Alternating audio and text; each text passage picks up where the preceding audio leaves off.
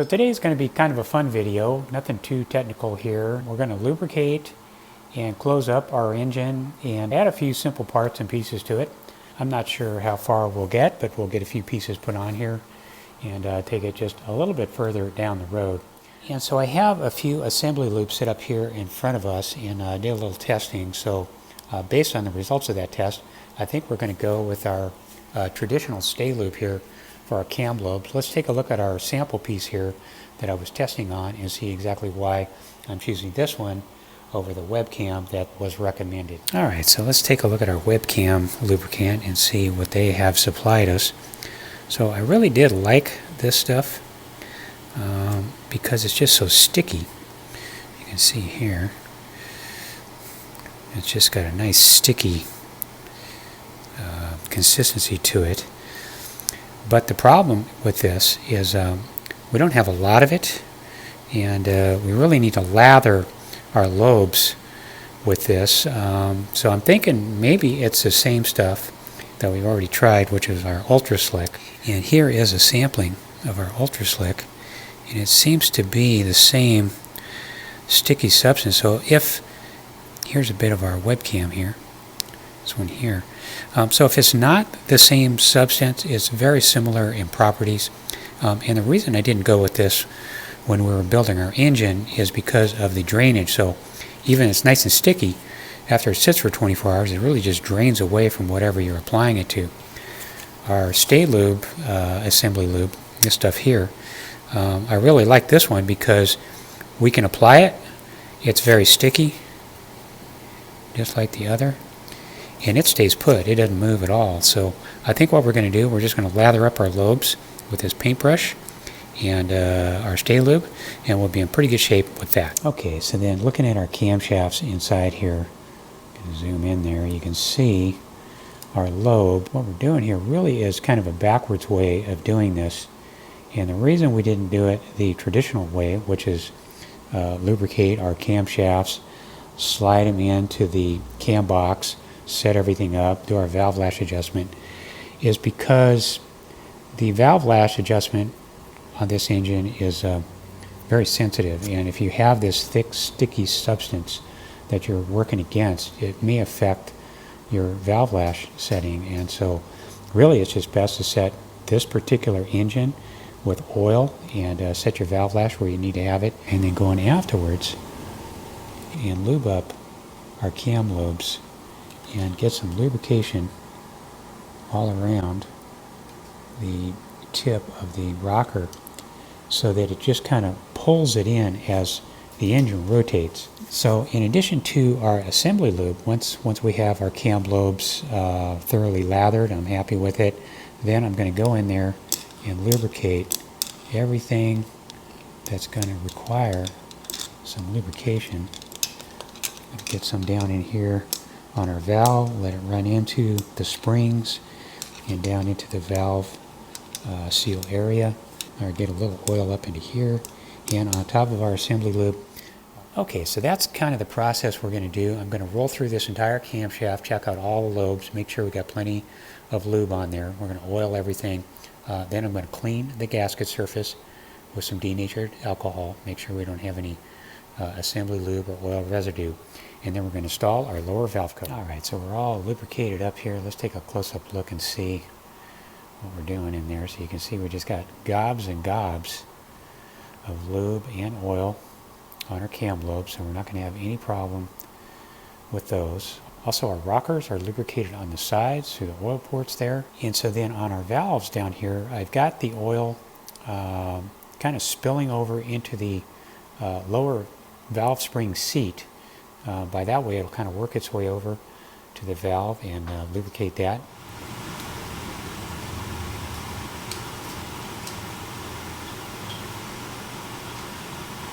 Our valve covers have been milled off and flattened out. And then aluminum washers.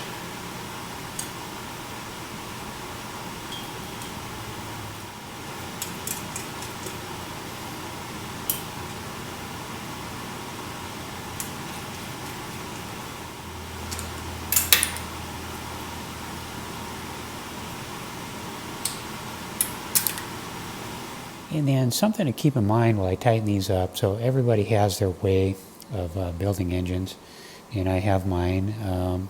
You can go ahead and set these to exact factory torque spec, but keep in mind Porsches leak a lot. When I set valve covers, I prefer setting it by how it feels and how much crush is on the gasket. So I just want to feel that it's drawing up tight, and I'm keeping an eye on that gasket. With a cork gasket, you can definitely overdo it and you can underdo it. So I feel that's pretty good. I don't think we'll have any problems with that.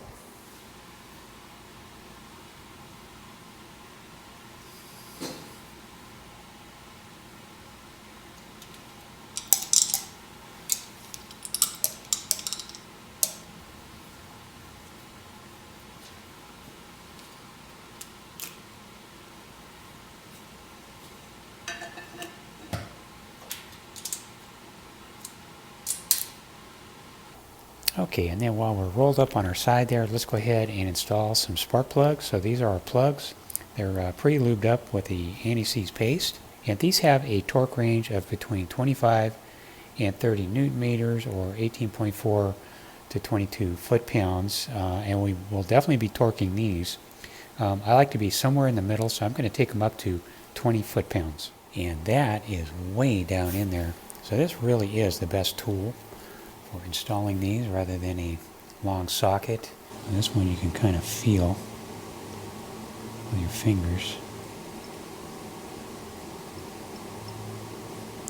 And hopefully you've already pre-threaded yours in there by the time you get to this point.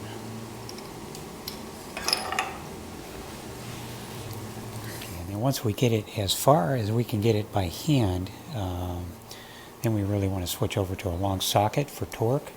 And I like to pull this guy out of there so I can feel the spark plug centering in here. This could have a tendency to pull it to one side.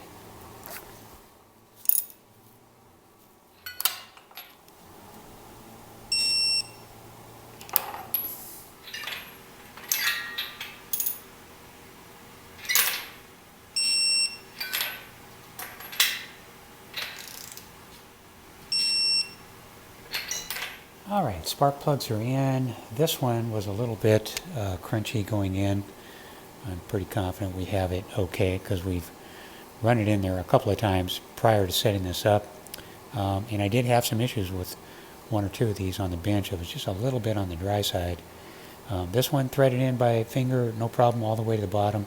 Same with this one, torqued down, no problem. So this is why you really got to check your plugs long before you get here to make sure you don't have a cross-threading problem at this stage. Okay, well that's looking a little bit better. Let me blast through the other side and get that caught up, and then we're going to move on to the front. Okay, so we got the right side valve covers in place and all lubed up. So now let's move on to our timing chains and timing chain tensioners. Lube those guys up. We'll install our timing chain covers, and then these guys will have a special washer. That's the part number, and they are aluminum crush washers.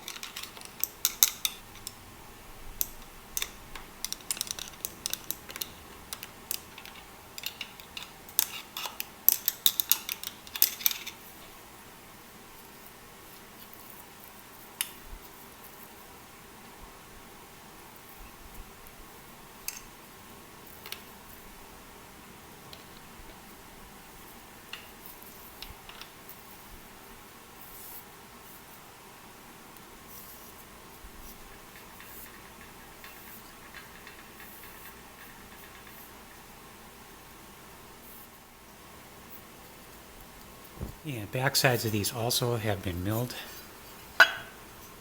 Flatten them out.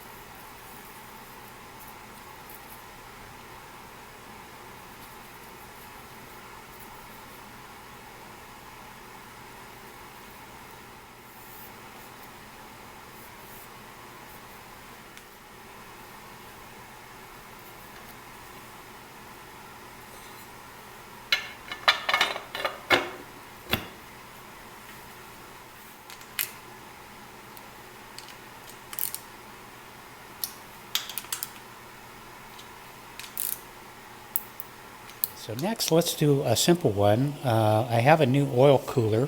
The one that came off of here was broken. I really just felt it would be better to put a new one on here. Real simple one to install. We are going to Loctite this, although you don't have to Loctite. We're going to Loctite it. We're going to torque it to 25 Newton meters. Put our seals in here. These will go in clean and dry. And that's going to be it for that one.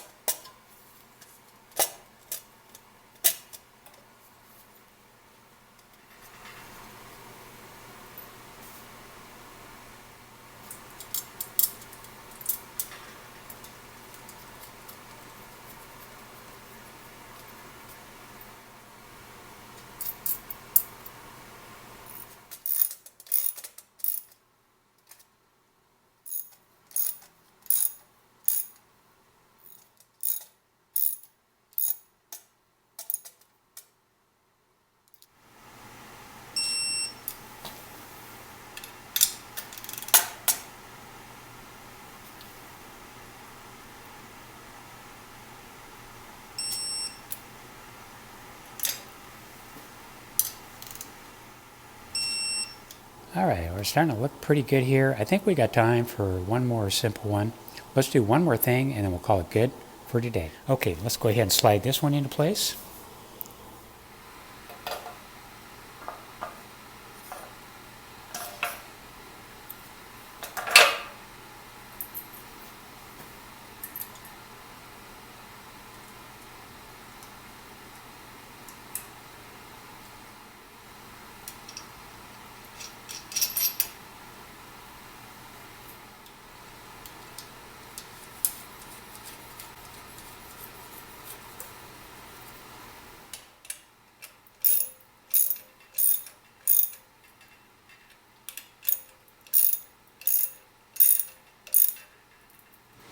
And then I'm using a really narrow socket driver here to try and just get in this area because it's just so tight.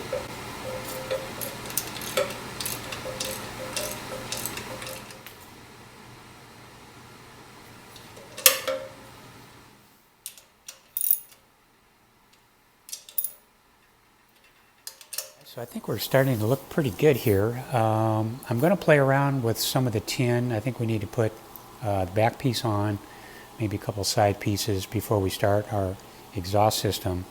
So I'll be playing around with that, get that set up, and on our next video we'll install the exhaust system. Well, thanks for watching, and we'll see you on the next video.